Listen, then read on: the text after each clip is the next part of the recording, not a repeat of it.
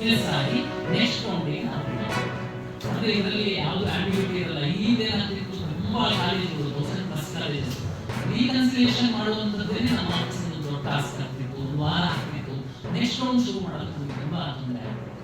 ಆಮೇಲೆ ಈ ಕಾಲೇಜಿಗೆ ನಾವು ಲಾಸ್ಟ್ ಟೈಮ್ ಏನೋ ಸ್ವಲ್ಪ ಗೊಂದಲ ಆಯಿತು, ಬೇರೆ ನಾವು ಕಾಲೇಜಿಗೆ ಹೋಗಿಲ್ಲ. ಈಗ ನಮಗೆ ಚಾಯ್ಸ್ ಒಂದು ಹಾಕಿದ್ರೆ ಅವ್ನು ಕಾಲೇಜ್ ಹೋಗ್ಲಿಲ್ವ 5:30 ಒಳಗಡೆ ನಾವು ತಲೆ ಕೆಡಿಸ್ಕೊಂಡು ಆ ಸೀಟ್ ನಾವು ನೆಕ್ಸ್ಟ್ ರೌಂಡಿಗೆ ಹಾಕ್ತೀವಿ. ಯಾಕೆ ಹೋಗಿಲ್ಲ ಏನೋ ಅದು ನಾವು ನಂತರ ಎಂಕ್ವೈರಿ ಮಾಡೋಣ. ನೆಕ್ಸ್ಟ್ ವೀಕ್ ಮಕ್ಕಳಿಗೆ ತೊಂದರೆ ಆಗಬಾರ್ದು, ಅನ್ಯಾಯ ಆಗಬಾರ್ದು, ಡಿಲೇ ಆಗಬಾರ್ದು ಅನ್ನೋದಕ್ಕೆ ಇದೊಂದು ಸಿಸ್ಟಮ್ನ ಇಂಟ್ರೊಡ್ಯೂಸ್ ಮಾಡಿದ್ವಿ.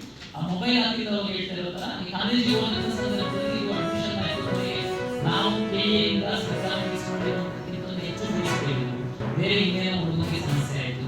ನಮ್ಮ ಫೀಸ್ ರೆಗ್ಯುಲೇಷನ್ ಕಮಿಟಿಗೆ ಹೋಗಬೇಕು ಅಂತಂದ್ರೆ ಅಲ್ಲೇ ಅವನು ತನ್ನ ಮೊಬೈಲ್ ಆ್ಯಪಲ್ಲಿ ಇರುತ್ತೆ, ಅವನು ಕ್ಲಿಕ್ ಮಾಡಿದ್ರೆ ಅವನ ಡೀಟೇಲ್ಸ್ ಎಲ್ಲನೂ ಅದರಲ್ಲೇ ಆಲ್ರೆಡಿ ಬಂದ್ಬಿಡುತ್ತೆ. ನಾವೇ ಸೀಟ್ ಅಲರ್ಟ್ ಮಾಡಿರೋದ್ರಿಂದ ಜಸ್ಟ್ ಅವನಿಗೆ ನಾವು ಟೈಪ್ ಮಾಡೋದಕ್ಕೆ ಅವಕಾಶ ಕೊಡ್ತೀವಿ.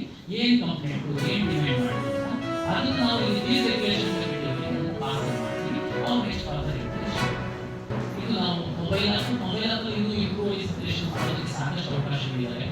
ನೆಕ್ಸ್ಟ್ ದಿನಗಳಲ್ಲಿ ನಮಗೆ ಸ್ಪೀಕ್ ಅಲರ್ಟ್ ಆದರೆ ಇಂಡಿವಿಜುವಲ್ ಅವ್ರಿಗೆ SMS ಕೊಡುವಂಥದ್ದು ಅಂತೆಲ್ಲ ಮಾಡ್ತೀವಿ. ಸದ್ಯಕ್ಕಂತೂ ಮಕ್ಕಳು ಮತ್ತು ಪೇರೆಂಟ್ಸ್ ಲಾಸ್ಟ್ ಏನು ಪ್ರಾಬ್ಲಮ್ ಫೇಸ್ ಮಾಡ್ತಿದ್ರು ಅದು ಪೂರಕವಾಗಿ ಒಂದಷ್ಟು ಪಾರದರ್ಶಕವಾಗಿ ಒಂದಷ್ಟು